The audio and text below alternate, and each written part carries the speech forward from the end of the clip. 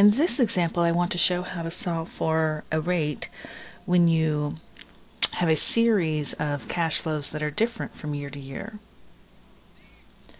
So let's say that today I deposit $5,000. A year later I deposit $1,000. A year later I deposit I withdraw $2,000 into an account. A year later, I seem to have messed up my timeline a little bit. A year later I deposit $500, and finally a year after that I deposit $6,000. And as soon as I make that $6,000 deposit, I check my balance. And my balance is $14,000. Now that $14,000 includes the $6,000 that I just deposited. So only $8,000 was in there right before I made that $6,000 deposit, because that $6,000 deposit hasn't had any time to earn any interest.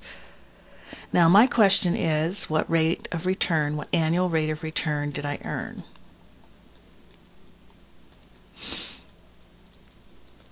Now, I can't use the process that I described in the previous video, because in that previous video I deposited $5,000 and then I deposited $1,000 every year after that, which made the $1,000 deposits an annuity. But these are not annuities. They are actually a series of single sums. And the $5,000 is a present value relative to the future value of $14,000.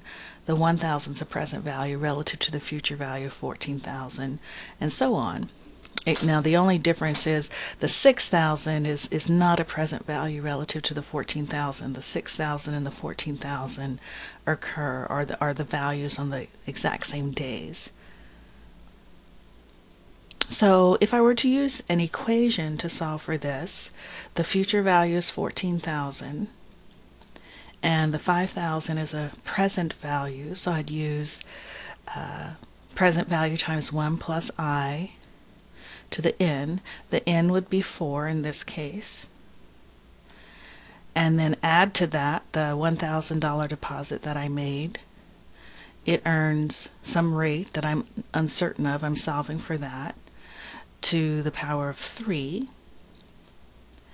Then, I need to actually subtract the $2,000 because that's a withdrawal and not a deposit.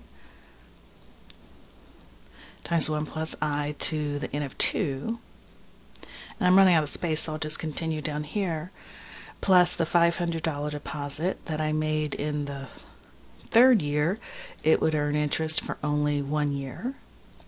And then technically I could do this, I'd have to do this actually, plus 6,000 times 1 plus the rate, which I don't know, to the power of 0. So I'd actually have to solve this equation for I, which would be a little tedious, and I'm not going to do this because we can do this fairly easily on our financial calculator. Now note that I could solve it this way, because this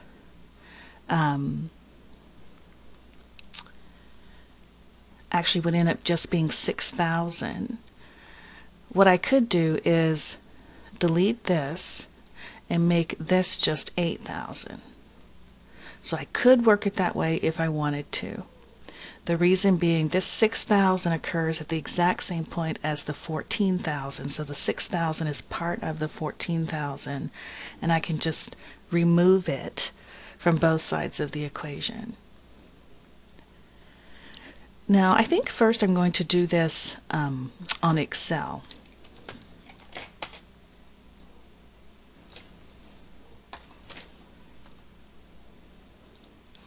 Now the way you set this up in Excel,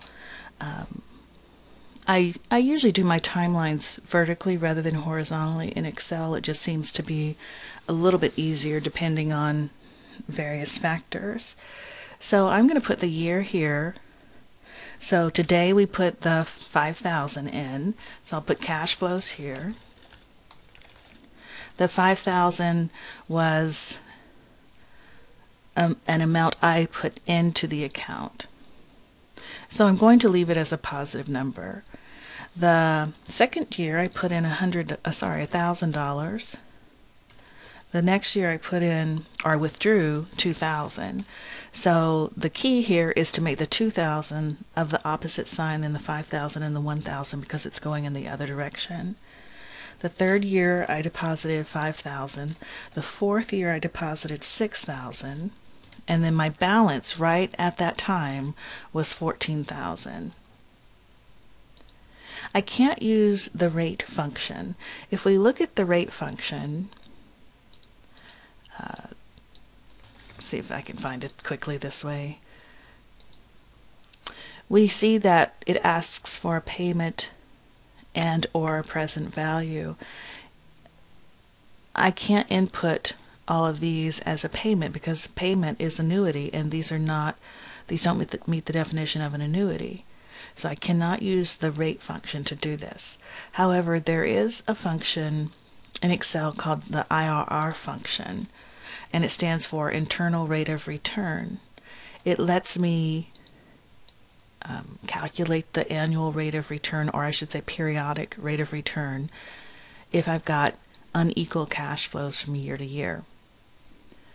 Now, there's only one more thing I need to do, which is adjust or deal with year 4, because year 4 is special. Year 4, I make my $6,000 deposit, I check my balance, and there's 14,000 in there. Now the way I'm going to represent that is I could withdraw 14,000 if I chose to do so.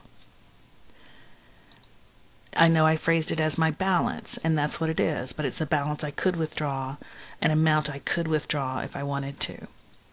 Now, just like I showed you on the equation right at the end, where I could deduct the 6,000 or remove the 6,000 from the 14,000 and I would only have 8,000, you have to do it that way in Excel. You don't have the option to not do it that way. So what I need to do is basically just add these two figures together. So I make these deposits and that withdrawal at the end of that last year. If I didn't put the 6,000 in, I would have 8,000.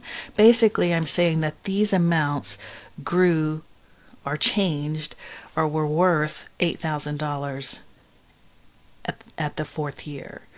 This 6,000 then pulled the balance up to 14,000. But these amounts right here just were what grew to this 8,000. Now the way the IRR function works is all the cells that you want to input have to be in contiguous columns or rows, which means they have to be right next to each other. So I can't highlight this value and then highlight this value because there are cells between them. So what I need to do is just pull these values over to here. And I'm going to just do that by creating a straight link rather than moving them. So the IRR function is just equal IRR. You start with your very first year, in this case year 0, and you just highlight all the values. And I've clearly distinguished between deposits that I have made, the positive numbers, and withdrawals that I have made, the negative numbers. And again, the 8,000 is what I could withdraw. Then I could add it to my 6,000 and I'd have 14,000. Now I can input a guess as my rate, but you don't have to. Anytime you see a variable in brackets, that's an optional variable. So I could input a guess, but it will make no difference to the calculation whether I input one or not.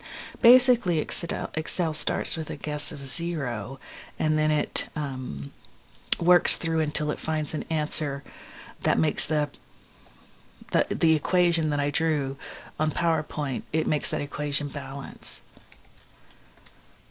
And there is my rate. So I have an annual rate of return of 14.35%.